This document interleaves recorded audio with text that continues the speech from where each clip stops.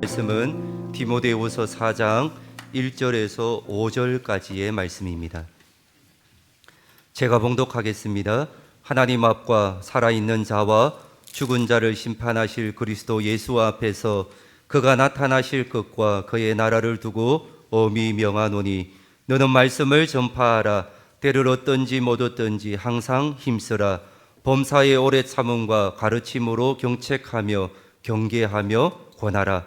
때가 이르르니 사람이 바른 교훈을 받지 아니하며 귀가 가려워서 자기의 사욕을 따를 스승을 많이 두고 또 그 귀를 진리에서 돌이켜 허탄한 이야기를 따르리라. 그러나 너는 모든 일에 신중하여 고난을 받으며 전도자의 일을 하며 내 직무를 다하라. 아멘. 할렐루야. 오늘도 예배 자리에 나오신 여러분 사랑하고 축복합니다. 네, 오늘 때를 얻든지 못 얻든지라는 제목으로 함께 은혜를 나눌 때에 하나님의 귀한 말씀이 나의 심령 가운데 선포되어질 때에 아멘으로 순종하며 나아갈 수 있는 복된 시간이 되어질 수 있기를 원합니다. 우리는 지난 시간 우리 교회의 사명 선언문에 따른 6대 핵심 가치에 대하여 살펴보았습니다. 그 첫 번째 시간이 오른편에 나와 있는 첫 번째 예배 중심 무엇입니까? 삶으로 드리는 예배에 대해서 살펴보았습니다. 사랑하는 성도님, 우리가 이제는 교회의 마당만 밟고 가는 신앙인이 아니라 이제는 인격적으로 하나님을 예배 때마다 만나고 이 예배 가운데 감격과 은혜를 경험할 수 있는 귀한 예배가 되어질 수 있기를 축원합니다. 하나님은 다 준비하셨습니다. 누구만 준비하면 되십니까? 나만 준비하면 됩니다. 그런 감동과 은혜 가운데 내가 오늘 꼭 하나님께 이 예배를 신령과 진정을 다하여 올려드려서 나 안에 있는 감격과 은혜가 흘러 넘쳐날 수 있는 예배가 되게 해달라고 준비하는 마음으로 나오실 수 있는 은혜가 있기를 소망합니다. 두 번째가 무엇입니까? 선교 지향, 가는 선교사, 보내는 선교사입니다. 그런데 오늘 우리 말씀의 제목이 세 번째입니다. 전도 사명, 때를 얻든지 못 얻든지를 우리가 먼저 한번 살펴보겠습니다. 여기에는 이유가 있습니다. 다음 주에 주일 예배 설교는 우리 불가리아 김하일 선교사님이 오셔서 주일 예배에 말씀을 전해 주실 것입니다. 그 선교사님이 직접 오셔서 가는 선교사, 보내는 선교사에 대해 말씀해 주실 것입니다. 여러분 기대하시고 기도하심으로 나오실 수 있는 은혜가 있기를 소망합니다. 그래서 오늘 우리가 먼저 우리가 전도 사명, 때를 얻든지 못 얻든지에 관한 말씀을 살펴보도록 하겠습니다. 먼저 우리가 전도에 대한 사명, 실천, 목표가 있습니다. 우리 다 함께 한번 읽어보겠습니다. 읽겠습니다. 관계전도를 통해 영혼을 사랑하고 섬기며 어떤 상황에서도 예수 그리스도의 복음을 담대히 전거한다. 여러분, 무엇을 통해입니까? 관계전도를 통해서 영혼을 사랑하고 섬기며 어떤 상황에서도 예수 그리스도의 복음을 담대히 전거하는 믿음의 그리스도인이 우리 사랑성경의 모든 성도님이 되어질 수 있기를 소망합니다. 사랑하는 성도님, 오늘 우리는 참으로 전도하기 힘든 시대를 살아가고 있습니다. 길거리에서 외치는 소리에 귀 기울이는 사람은 점점 더 줄어들고 있습니다. 교회에 대한 시선은 너무나 차갑습니다. 여기에 대하여 전문가들이 분석한 결과가 이번에 나왔습니다. 전문가의 결과가 이렇게 이야기합니다. 교회가 양적 성장에만 집중하는 구조에서 벗어나야 하며 신앙으로 살아내는 삶을 통해 진정성을 보이지 않으면 문제가 반복될 것이다. 여러분, 무엇이 보이지 않으면요? 진정성이 보이지 않으면. 여러분, 우리가 신앙생활하고 교회를 나오고 우리가 귀한 하나님의 자녀로서 이 모든 것을 하지만 우리 안에 진정성이 없다? 그것은 어떤 예배입니까? 가짜 성도라는 것입니다. 그러니까 종교인이라는 것이죠. 그러니까 종교의식만 행한다는 것입니다. 여기에 대하여 또한 문화선교 연구원에서 낸 결론이 있습니다. 이 결론을 한번 다 같이 읽어보겠습니다. 읽겠습니다. 지금은 더 많이 모으는 전도가 아니라 신앙이 삶 속에서 어떻게 살아내는지를 보여주는 선교가 요구되는 시대이다. 지금은 더 많이 모이기 위한 전도의 시대가 아니라 이제는 신앙이 어디에서 말입니까?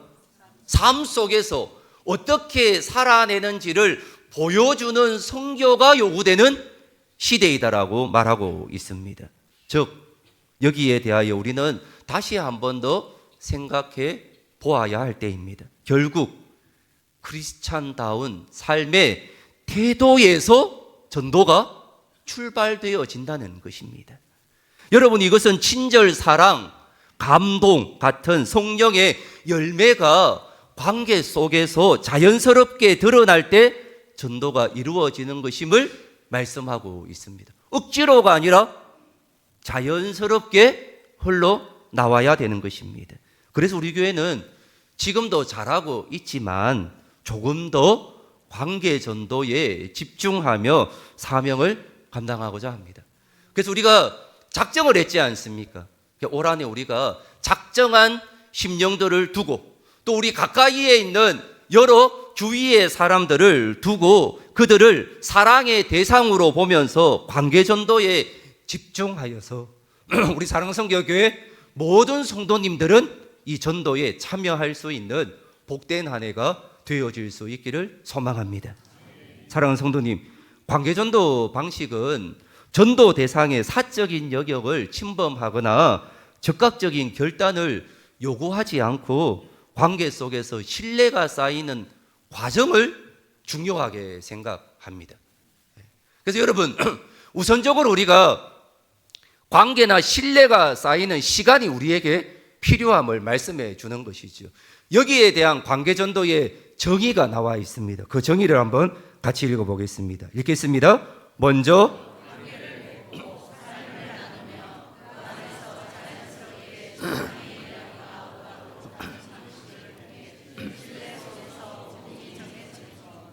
아멘. 관계전도란 먼저 어떻게 하는 겁니까?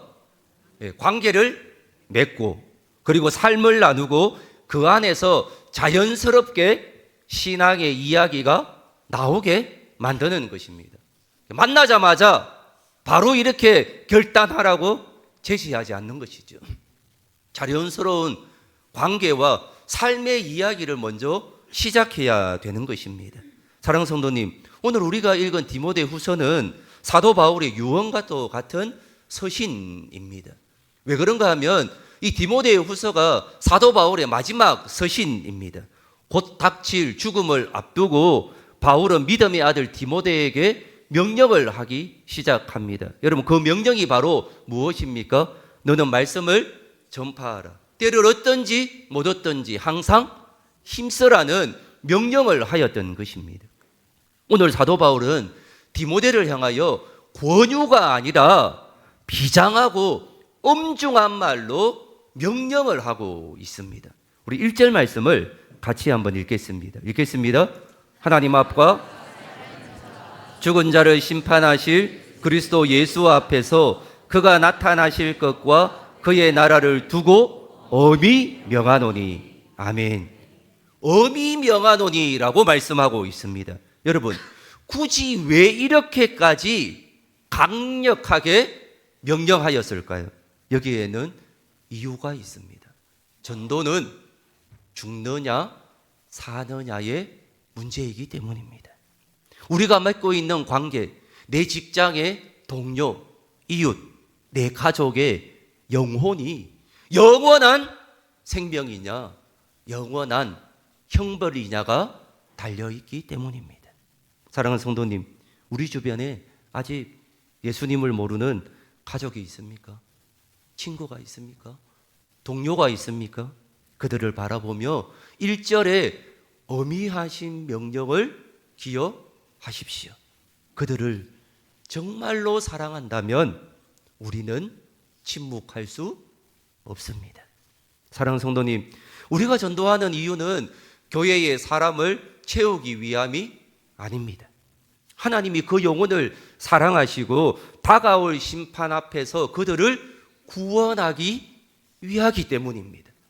즉 아버지 하나님의 마음과 사랑은 어떻습니까? 이 땅의 모든 사람들이 다 구원받기를 원하십니다. 우리가 아버지의 마음을 안다라면 어떤 마음을 우리가 가져야 하겠습니까? 내 가족, 내 이웃, 내 형제, 내 동료를 우리가 그냥 볼 것이 아니라 하나님의 사랑의 마음으로 보셔야 될 줄 믿습니다. 그래서 하나님이 32년 전에 이 매국 땅에 어떤 교회를 세우셨습니까? 사랑선교교회를 세우신 이유가 있는 것입니다. 이 엄중한 명령이 오늘 저와 여러분의 가슴에 꽂히기를 소망합니다. 여러분, 방법은 달라질 수 있습니다. 그러나 복음을 전해야 하는 사명은 변하지 않습니다. 그런데 여러분, 현실은 어떻습니까? 만만치 않습니다. 3절과 4절 말씀을 같이 한번 읽어보겠습니다. 읽겠습니다. 때가 이르리니 사람이 바른 교훈을 받지 아니하며 귀가 가리워서 자기의 사욕을 따를 스승을 많이 두고 또 그 귀를 진리에서 돌이켜 허탄한 이야기를 따르리라. 아멘. 여러분, 이 말씀은 오늘날 우리의 현실과 얼마나 똑같은 상황입니까? 사람들에게 예수 믿으십시오, 교회 한번 가십시오 라는 말보다는 어떤 말을 좋아합니까? 부자 되십시오, 힐링 되십시오, 당신이 최고입니다 라는 이러한 달콤한 말에만 집중하는 시대가 되지 않았습니까? 복음에 대하여 무관심하고 때로는 어떻습니까? 적대시하는 가운데 있는 상황입니다. 이것이 바로 여러분 못 얻은 때입니다. 때를 얻든지 못 얻든지라고 하는 이 못 얻는 때인 것이죠.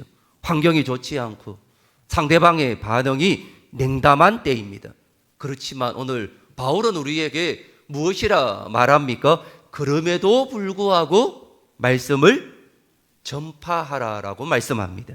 사랑하는 성도님, 여기서 우리는 관계전도의 진정한 의미를 보게 됩니다.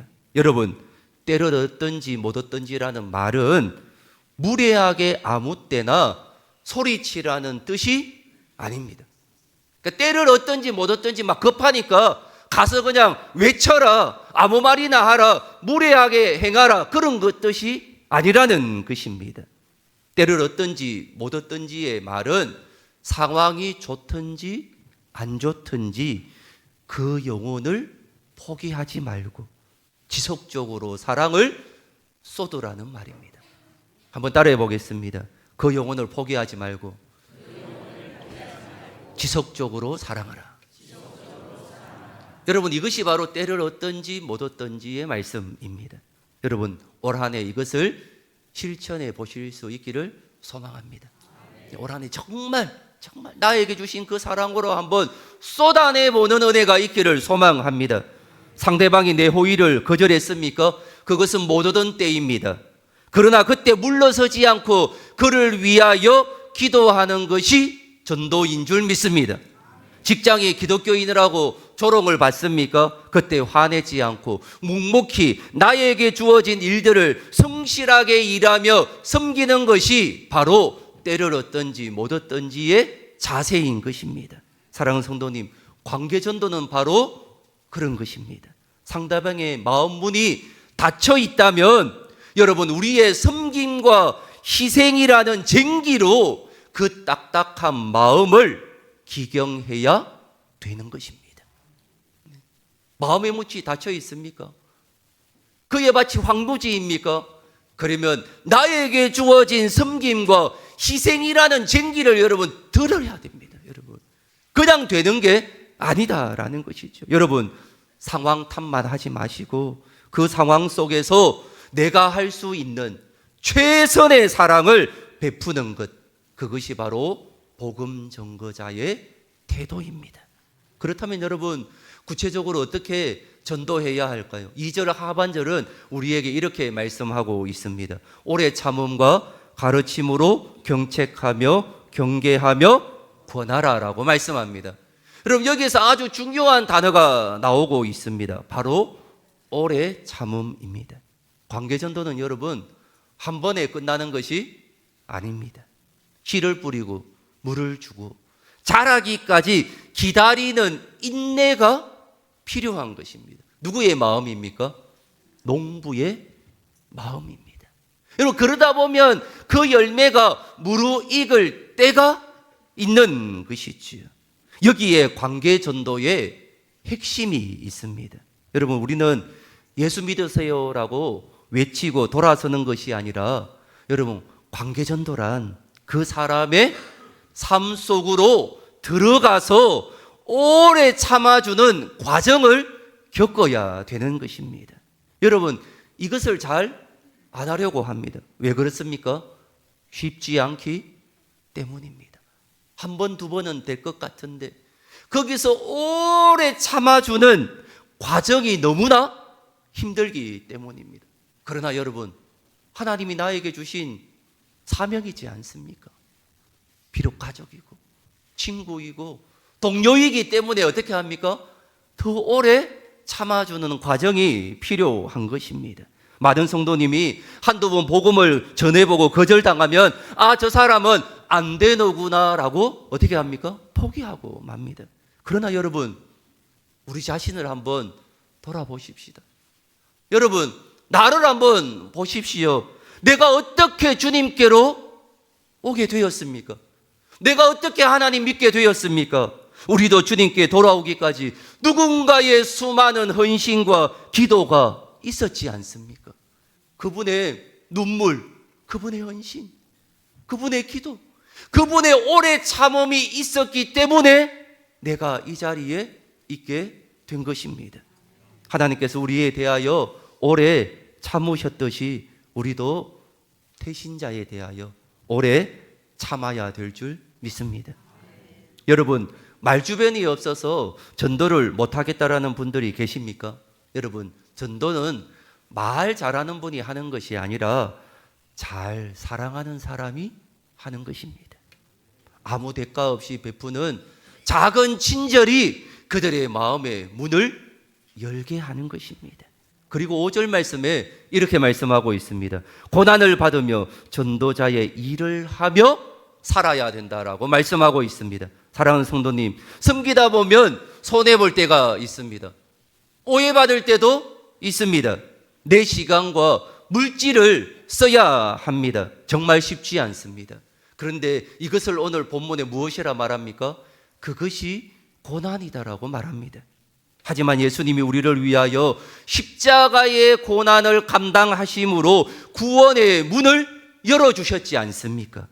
우리의 작은 희생과 섬김이 누군가의 영혼을 살리는 통로가 되는 것입니다. 사랑하는 성도님, 나의 시간, 나의 작은 헌신, 물질, 섬김이 누군가를 살리는 통로가 될 수 있습니다. 그리고 여러분, 꼭 기억해야 할 것이 있습니다. 여러분, 관계전도의 목표는 좋은 관계 자체가 아닙니다. 좋은 관계는 여러분 수단입니다. 목표는 구원입니다. 많은 분들이 여러분 깨어질까봐 결정적인 순간에 복음을 제시하지 못합니다. 이게 여러분 참 중요합니다. 하지만 진정으로 그 영혼을 사랑한다면 거룩한 담대함이 우리에게 필요한 것입니다. 그래서 우리는 어떻게 해야 합니까? 그때와 할 말을 위하여 끊임없이 기도해야 될 줄 믿습니다. 그때에 하나님이 우리에게 강력한 성령의 음성을 통하여 거룩한 담대함을 우리에게 주실 줄 믿습니다. 나도 모르게 강력한 도전이 우리에게 던져질 때가 있습니다. 그거 누가 하시는 겁니까? 하나님이 하시는 겁니다. 성령님이 하시는 것입니다. 여러분, 내 생각으로 닫거나 포기하시면 안 됩니다. 여러분, 오늘 여러분의 마음속에 떠오르는 한 영혼이 있습니까? 오랫동안 기도해 왔지만 변화가 없고, 또한 그들의 삶을 볼 때에 포기하고 싶어진 가족이 있습니까? 혹은 껄끄러워서 다가가다가 포기한, 싫었던 직장의 동료나 이웃이 있습니까?